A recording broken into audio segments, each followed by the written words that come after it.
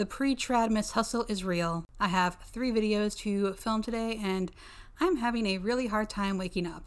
But hopefully by the time I finish the 3rd video, I will be awake and ready for the rest of the day. Anyway, hi and welcome to or back to my channel. I'm Kit and today, Based Camp is asking if wives have sexual obligations.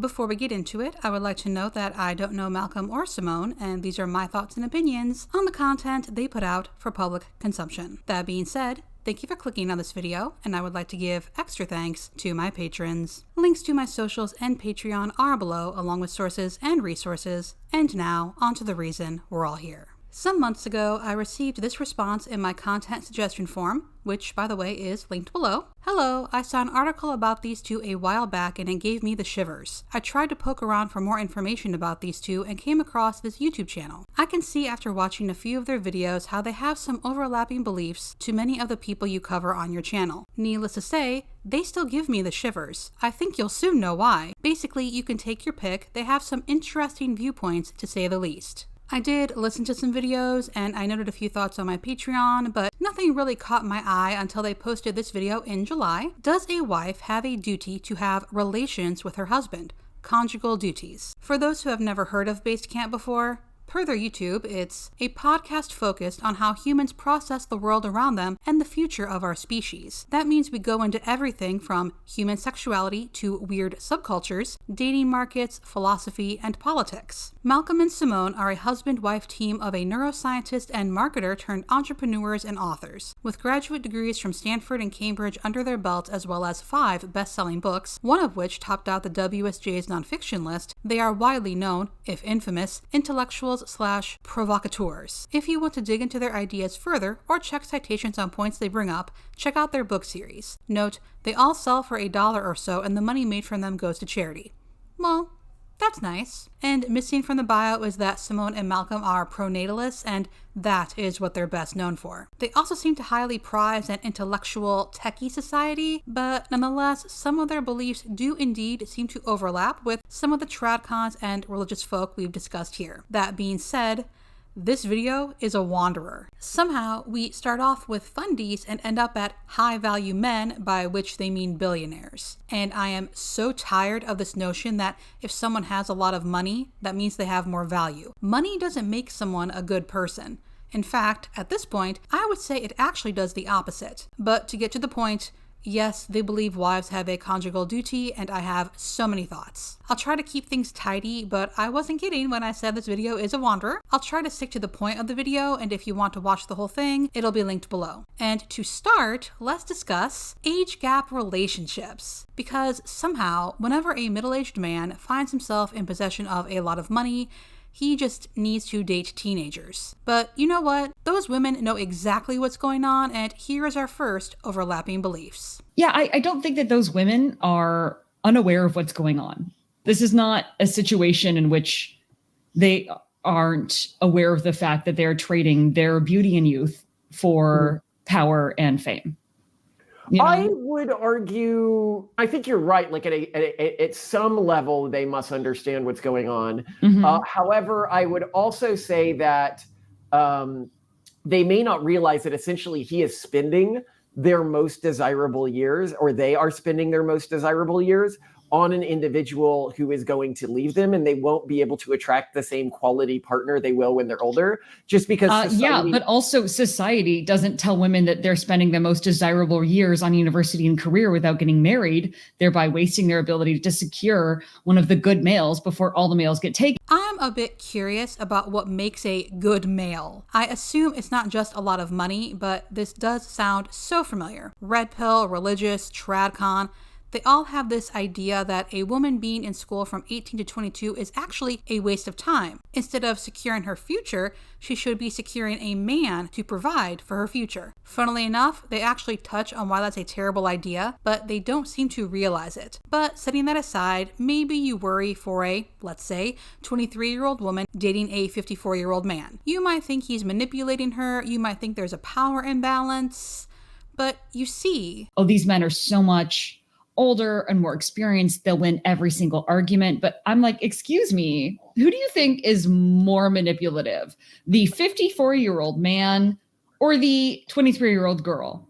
Like, the girl is going to school this son of a bitch. Shades of Fresh and Fit, who think girls being hit on at age 11 is training them in how to deal with men and leaving those poor men to be taken advantage of by those girls at a later date. Does Simone think this 54-year-old man has never dated before? Has she considered why a man in his 50s would be going after women in their early 20s? And no, it's not some sort of biological wiring that means women over 30 are invisible to middle-aged men, but actually, I'm just a misogynist. Yeah, I do love that, where they're like, oh, it must be the guy who's manipulating the girl. Like, what a silly and misogynistic thought to have. Nice try, but no. Even if you reverse the sexes or speak to same-sex relationships, a 50-year-old shouldn't pursue a 20-year-old. Do these two truly believe that a 30-year age difference wouldn't lead to any sort of financial, emotional, experiential imbalance? But now we move on to the actual topic. We hadn't actually talked that much about this as a concept before, Simone, and this is just something that hasn't really come up with us because I've never understood. I guess it didn't occur to me that you would ever say no if I wanted to do something. I'm so curious as to what he was going to originally say. He never understood what. I am a bit weirded out that he never thought she would say no to something he wanted, but these two have interesting ideas about relationships, and I do agree with some of the things they say to an extent. But something they seem to forget is that you are a human entering a relationship with another human. Things are bound not to go your way every time, life won't always be smooth, and if you can't deal with that, perhaps stay single? Long clip incoming. And I'm sure you can predict this, my response is it all depends on what the relationship is founded on. If the relationship is founded on sex, then absolutely. If everything is predicated on that, if you know that your partner married you because they wanted to have sex frequently or because they found you sexually attracted and wanted to have sex with you regularly and are marrying you for sexual access, that is part of your obligation. A really common stereotype of relationships, so it's common as a stereotype because it's true, is that really high wealth, high value men may marry a trophy wife who is much younger, perhaps not as professionally or financially successful, but very sexy for that sexual access. And in that case, it would be insane for the young woman who ends up getting married to act as though it is anything but absolutely her conjugal duty to satisfy this partner sexually, as long as they're married, no matter how she feels like she should behave, as long as he is keeping up his end of the bargain, which typically is, you will live in luxury, you will get jewelry, you will get clothing, you will go on fancy trips, have the best food, whatever. So I think the whole point is, and this is why relationship contracts are so important, partners need to know what is being exchanged before they get married, because it is 100% your obligation. In fact, I'm so vehement on this that let's say I'm a young, beautiful woman and an older man marries me because they want to regularly have sex with a young, beautiful woman. Yeah. Like, let's say I'm courting Leonardo DiCaprio and I'm 18, all right? I think that it is my duty. So we have to put the Leonardo DiCaprio chart on the screen here when he's breaking up with people. What age is it? When they turn 23? I think it's like 24 or something like that. It's mid-20s. And along those lines, I think he's a really great example here. I would put in our relationship contract, if I were to marry Leonardo DiCaprio, as that he would have every right to sleep with whatever woman he chooses. And I may even offer to help source those women after I age out of his attractive age range, if I want to maintain that relationship.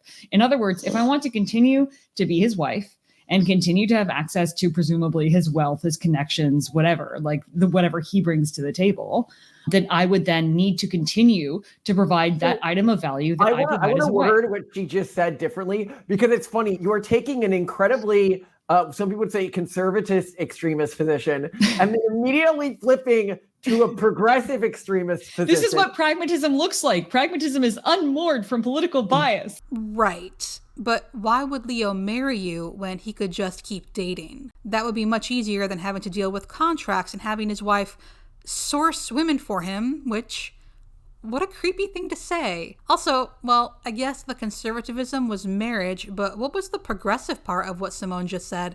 For that matter, where was the pragmatism? What you have to do is actually parse out the thing of value that the person wants in a relationship. And the thing of value in this case is sexual access to a female under, we'll say, 24 years old. And so if you are no longer a female under 24 years old, you're going to have to figure out how to either end the relationship in an amicable way. So there has to be like a really good prenup. It's okay, when I turn 24, we get the divorce, and then I get this much money.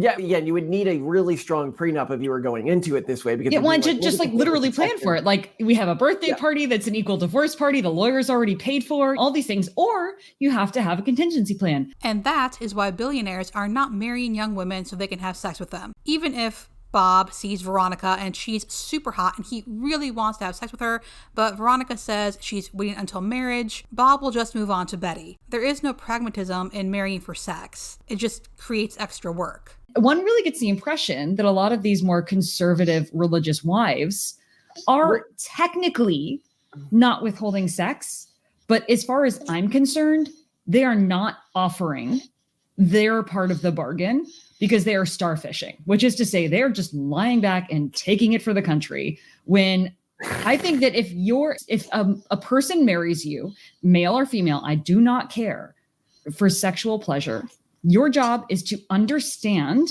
what their sexual interests are and to meet those sexual interests satisfactorily. And I will say the one universal thing that seems to be so common across most genres is enthusiasm from the partner. Is, oh my gosh, I love you. I cannot wait to do X to you. I cannot wait for you to do X to me. Oh my gosh, I am loving this. Yes, blah, blah, blah. Like, just lying there and taking it is almost worse than denying it. So it's not enough to say, okay, you have to be enthusiastic too. Obviously, I'm all about enthusiasm, but if you're going to say wives have to have sex, you can't expect enthusiasm. You don't have a conjugal duty. If you are just performing a conjugal duty, you are not performing the role in the relationship, the sexual role in a relationship that's actually expected of a partner. What is actually expected is that you take the satisfaction of your partner as seriously as almost anything else. As I say, the only two responsibilities you have above your spouse's well-being is to God and your kids. And after that, your spouse comes above yourself, significantly above yourself. And that means that you should attempt to understand exactly what they're into. It's not like I'm just having sex with you and we're done. It is, let me fully understand. And here we have joy. Jesus first, others second, yourself last. And we know how well that worked out for the Duggars. Anyway, ladies, let's hear about how we can augment our value. What Simone is saying is that if you are a woman, you can augment your value to particularly high status men by altering the expected contract that you're getting into a relationship with them in and allowing them to sleep with other people. I think I'm good with being low value. If you are dating like the creme de la creme of society, like billionaires and stuff like that, movie stars, pretty much because we hang out adjacent to these classes of people, I'd say 70, 80% of their relationships are structured this way. You know, I also think I'm good with being nowhere near the creme de la creme of society. Anyway, you know what this video was really missing? God. Non-reproductive sex is inherently sinful. All non-reproductive sex is basically a fetish. It is pleasure for pleasure's sake, even if it is a bonding ritual. At the end of the day, so it's sinful if you, like us, do not think that happiness has inherent value. I'm talking about in our system, and I think in most, I say real Christian systems. I know there's some Christian systems that have moved to this worship of the flesh, where it's, in marriage, sex is a holy thing, always. And I am like, no, reproductive sex is, but sex more broadly, I don't think that is true. You are using another human's body to masturbate. It is a form of sin. It takes away from your time that you are being productive. I almost feel sorry for these two. While people can be used for sex, just because you're not trying to reproduce doesn't mean you're masturbating with someone else's body. And apparently, sex is taking away the time they could be productive. Bonding with someone else is productive. They have a very sterile view of sex, and it's honestly sad. They also have a weird view of consent, but I guess that shouldn't be a surprise. I think the thing I have problems with around the way consent is being framed in modern society is that denying consent is treated as a costless activity instead of an activity that needs some level of explanation, which allows something to happen like, for example, a stay-at-home wife who isn't really contributing much of anything to a relationship, just constantly denying a man consent, like permanent consent denial, and thinking that the relationship can stay stable, and that then if he wants a divorce or he wants to leave or he wants to cheat, that he is 100% at fault and there is no culpability upon the person who was denying consent. It is not that I don't think that consent shouldn't be respected. Absolutely. It is that we should not, because we respect consent so seriously, that we should not act as if denying consent bears some cost. I guess I'd call it like informed consent, which is to say the denial of consent with an explanation that is time-gated or resolvable. Like, I don't want to sleep with you now because I find you unattractive due to your weight gain.